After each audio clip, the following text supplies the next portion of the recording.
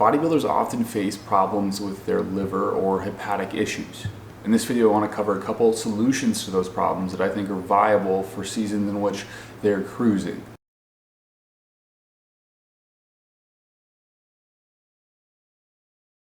What is up, YouTube? Coach Kolton here to bring you physique development tools, skills, and opinions that hopefully will bring you to the next level in your physique development. The bodybuilding community often uses and abuses oral steroids or 17-alkylated steroids that are going to cause liver damage or even cirrhosis over time. Not to mention the hepatic circulation of certain injectable steroids can still affect the liver in totality. Many bodybuilders who go to get their liver ultrasound find that they actually have fatty liver disease, and they've been dealing with it for some time. This might be why you see some bodybuilders with a distended stomach or an oddly bloated midsection when trying to pose, even when they are absolutely shredded. And I've never really heard anyone talk about this solution, which is odd to me because to me it makes so much sense, but in others, I guess maybe it hasn't been talked about or just researched in general. But let's say you're a bodybuilder doing an 18-week prep.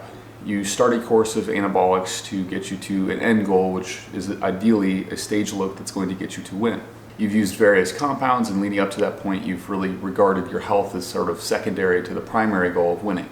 Upon going to get blood work, you find that liver enzymes are elevated, and you are about to enter a recovery phase to enter your off-season with. Stabilizing health is key at this point because you've obviously deranged it so far via the prep. At this point, usually people who are administering testosterone to themselves or other varieties of anabolic steroids are going to have a point in time which they'll lower the dose but still use a mixture of injectable steroids or just testosterone in and of itself. The one key that's going to accelerate your liver recovery over a period that you're cruising is going to be transdermal testosterone. Transdermal testosterone is the cream that you apply to your skin, and then it is absorbed into your bloodstream from that point on. The reason that transdermal testosterone can actually recover your testosterone is because it avoids hepatic circulation. And so using transdermal testosterone as opposed to an injectable testosterone to enter your cruise phase or recovery or restoration phase, whatever you like to label it, is going to enhance your propensity that, or the likelihood that, your liver will recover over time. This is something I would do for 12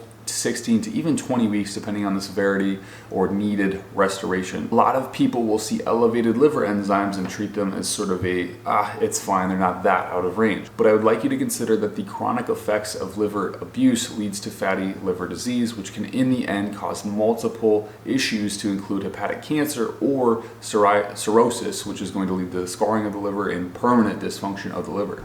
So using and applying to transdermal testosterone is going to relieve the hepatic stress you've been applying the entire time, as well as you entering this cruise phase is going to completely relieve the hepatic system from any stress. So combining this with herbal medicines such as TUDCA, or even getting pharmaceutical grade ones like UDCA, is going to lead to an expedient recovery to your liver, and thus a quicker phase to enter, and thus a quicker restoration phase to which you can enter an off-season push to gain more weight. Using anywhere from 25 to 50 milligrams a day of transdermal testosterone has led to zero impacts on the hepatic system. And there's patients which have been studied with hepatic failure who've needed testosterone therapy, and as they apply transdermal testosterone cream, it's found that this doesn't actually impact their hepatic system at all. So in short, what you can do to alleviate some of the liver stress you've been applying for the entire season you've been prepping is use transdermal cream upon the cessation of your preparation and the course you were using during that preparation.